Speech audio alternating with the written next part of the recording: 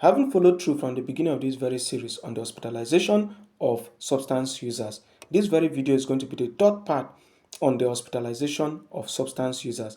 Hence, on this very video, we are going to be considering the factors that should be put in perspective while getting to that point where you wish to terminate the hospitalization of substance users. All right. So there are various factors that one would want to put in perspective while considering the termination option of hospitalization of substance users. So what are those factors? They include the medical factors, psychological factors, substance use factors, the social factors, treatment-related factors, discharge criteria, the risks of premature discharge, the continuity of care plans, and so on. So we want to consider the first one, which is the medical factor.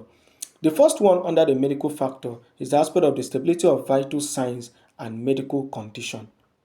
Remember that a couple of these substances can predispose or set the pace of the initiation or the onset of a medical condition or a mental health related condition. So you want to check, are the vitals stable in terms of their temperature, pulse, respiration, the oxygen saturation, the blood pressure, and so on. For instance, those persons who are hypertensive in nature, you would really want to check, is it stable? This one who are diabetic in nature, you will really want to check, are the vitals stable now? And then for those persons who are pregnant, you would also want to check, are the vital signs stable, so that you could actually ensure that the maternal side as well as the child, the fetus, is also at the safe spot. All right. So the first one we say is what is the stability of the vital signs and the medical conditions that the client presented with. Is the client stable medical wise? Are the vitals stable? The second one is the completion of the detoxification process, which we have mentioned earlier.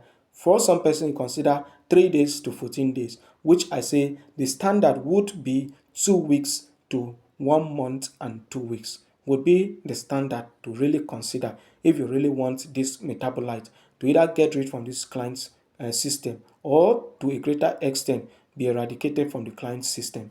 The next one under the medical factor will be the management of the withdrawal symptoms. Remember, we mentioned things such as delirium treatment, as well as in the drug overdose and so on. So you want to consider, are those symptoms present, which is the major thing that the detoxification phase want to handle, in the sense that to ensure that those withdrawals are done away with.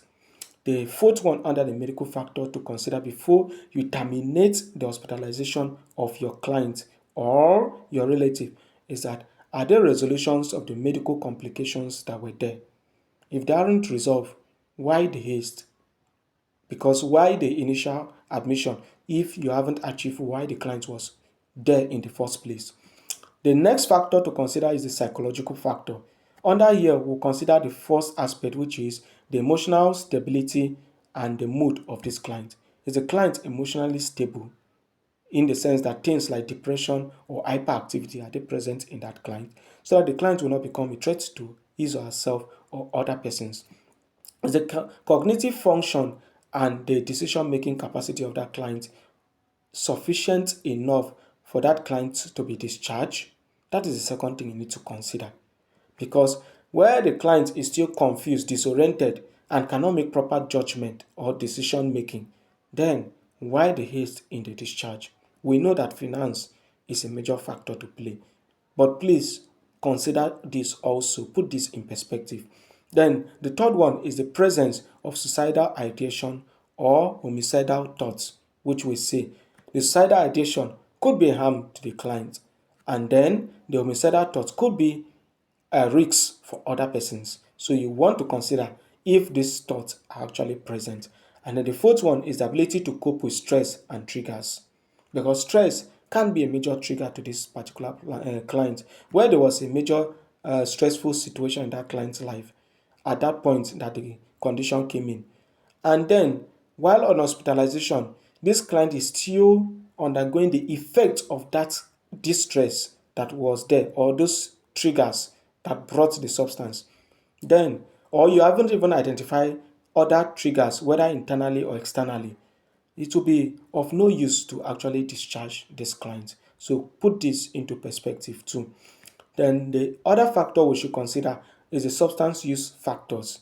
So you have to do things such as urine toxicology screening for the result of this client to know if the substance, the metabolite of the substance are still in that client. So the urine toxicology could be either a the strip or the kit test, or the blood screening test, or the hair strand test. Anyone you can afford, you can do it on this client to be sure that the metabolites have actually been uh, taken off the client, has been gotten rid out of the system of this client. The second one under the substance use factor is the aspect of self-reported substance use. So did the client report his or herself for admission? If it was so, then the client would actually comply. There will be high compliance to the treatment. There will be high compliance to the outpatient management. There will be high compliance to the medication and so on. Because the client was the one who willfully came or placed his or herself on admission. Hence, the client would know when he or she can effectively manage his or herself outside there. So this would also be put in perspective while discharging a client. The third one is the aspect of the completion of substance abuse treatment program. As the program completed, in the sense that both the detoxification phase, the psychological therapies, the discharge program plan, have they been completed? If yes, then you can move on with the discharge. And then the fourth one under substance use factor are the relapse prevention plan in place. Have the client effectively identify his triggers? What are the ways to manage it? And then what were other factors that precipitated or complicated or predisposed the client to the use of that substance? Have you identified them? And then what are the plans to manage them? For instance, if it was employment, is there a new job, a stable job for the client so that the client will not be discharged into idleness? And then, if it was the environment, are you planning to change the client's environment to a newer environment so that the trigger or the rate of risks for relapse will be reduced? And then, where the client was homeless, have that been handled? So, those are some of the factors you consider in terms of the relapse prevention plan. All right. The next factor is the social factors that should be put into perspective. The first one is the stability in the living environment. So you can't discharge a client who came in as a result or whose his or her trigger is a dysfunctional home and discharge back to the same thing. That's why we have what we call the family therapy or family section, where if the presence of dysfunctional home was what led to the use of this substance, it will be identified. For instance, where the parent or one person or the other siblings, there are sibling rivalry or the parental rivalry and so on, you want to identify them and to a greater extent see if the clinicians have been able to come in to mediate and then see how to resolve these challenges so that it doesn't serve as a trigger to this client. So you want to consider that too. The supportive family and social network should also be put in perspective because most substance users, they see it as the end of their life. They see their use as the end. They see that they cannot come out of it. They see it as overwhelming to them. Whereas substance use is not the end of life. It's not also the legal ground for them to be discriminated. They can actually fully recover, especially where the identification, diagnosis, treatment, and management was done quite on time. It can be recovered. All right. So you want to check, ensure that there are no things such as the misconceptions of the relative or the support network or other persons, as well as the discrimination of this client, all right, or stigmatization of this client. Because I've seen a case where a client was brought on admission for 8 good time, and then upon the 8th time, we explored those factors that led to this particular relapse. Indeed, the client was not totally wrong. The client was at her right. For instance, the other siblings would pick this client's personal belonging, use it, and then spoil it in most instances without even taking permission. They'll just go pick at stuff without taking permission, rubbish the stuff, or throw it somewhere, or get the property missing, and then will not even plead, will not even apologize for doing so. You, as a normal person, try to consider it. Won't you feel bad?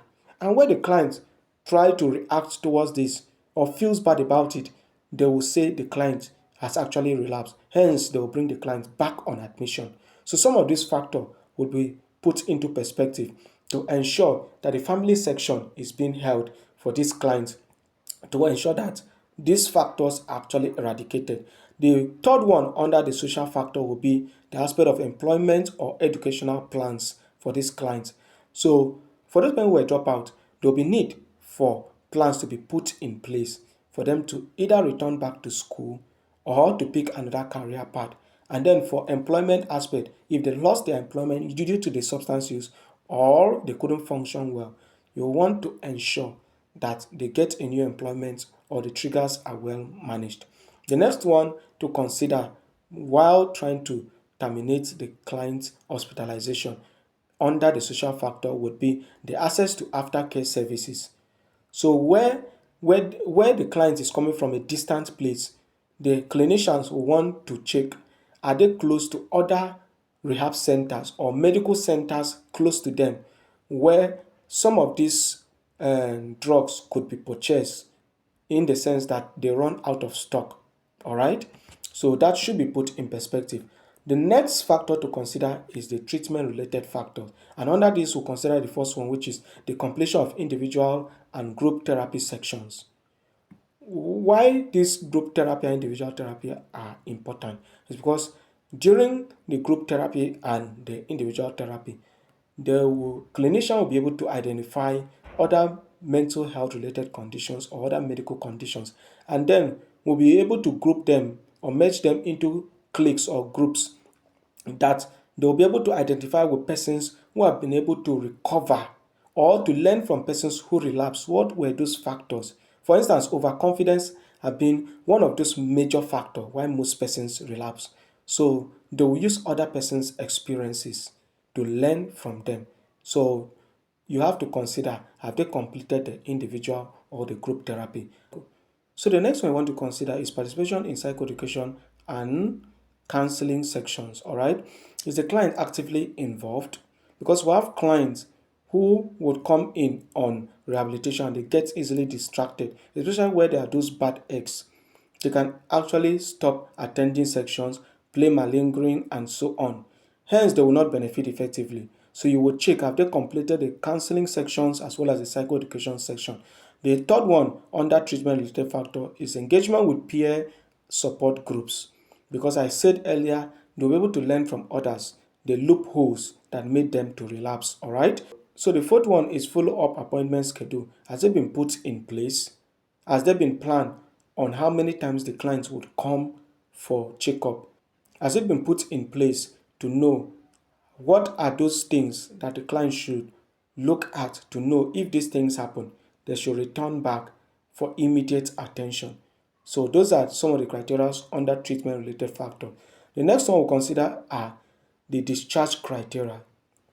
What are those criteria that one should look forward to for you to come to that full decision to know if the client should actually extend his admission or should be discharged? First is that the patient demonstrates understanding of addiction and recovery. He or she must understand that addiction is actually overwhelming and is not something that he or she can handle alone. Hence, you should be able to seek the aid and assistance of the support network, as well as reach out to the clinician when necessary. And then you should know that recovery is a journey and not a destination. The second criteria to consider is that the patient has a relapse prevention plan in place, so that where the triggers come up, for instance, we have the 5 Ds. So you delay, you discuss, you drink water, you distract yourself, and then deep breath. You must put those things into perspective among your relapse prevention plan. Okay, so the next one under the criteria is patient has a support system in place. so that there will be constant observation for these clients, all right? So that where they notice anything abnormal, they can be able to report on time. The fourth criteria is that patient is medically stable. We already understand this. The fifth one is that patient has completed the treatment program. What are those risks of premature discharge? Just like in medical settings, there are various risks that one could be predisposed to if you don't complete the hospitalization plans. All right. The first one is that there's increased rate of relapse. Is that increased risks of relapse for the client? The second is that there's overdose or poisoning possibility. This client can step up the dose or even use another substance, experiment another substance, or go into another substance. Hence, other complications, including death, could set in. The third one is that there could be the possibility of medical complications to come up. So these are possible risks that could face the client if there is that premature discharge. All right. The fourth one is that there could be the risk for psychiatric instability, where the client haven't gotten full cognition or his or her judgment returned and stabilized, or hasn't gotten insight, full insight. Then there can be relapse, there can be instability in behaviors and so on. Then we have other risks such as the social and economic instability, especially those persons that are into substance. They will not be able to manage their finances, okay, and then they cannot relate well with others. There could be issue with depression, suicidal ideations, as well as homicidal thoughts. All right. So the next thing we should consider is continuity of care plans. Outpatient treatment and counseling should be recommended.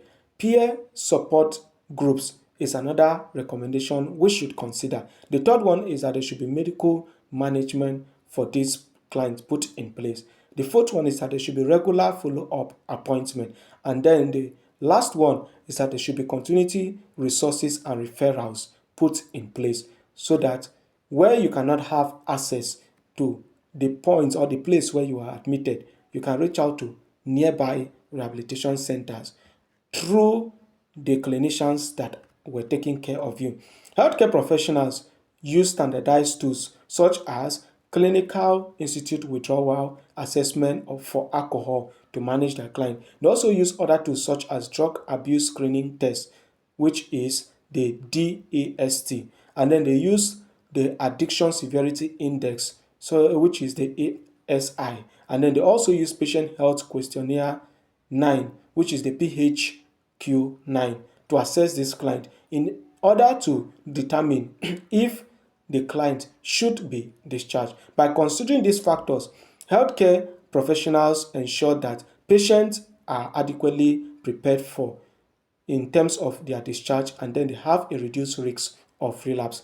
For further clarification, you can also check up the CDC, which is the Center for Control Drugs and Prevention.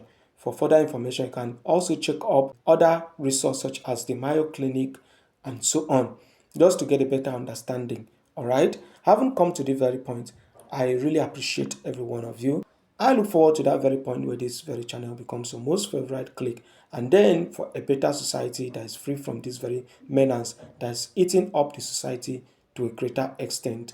And I look forward to that very point where we have a healthier society, both medically and mentally. Thank you so much. Stay safe and see you on my next video.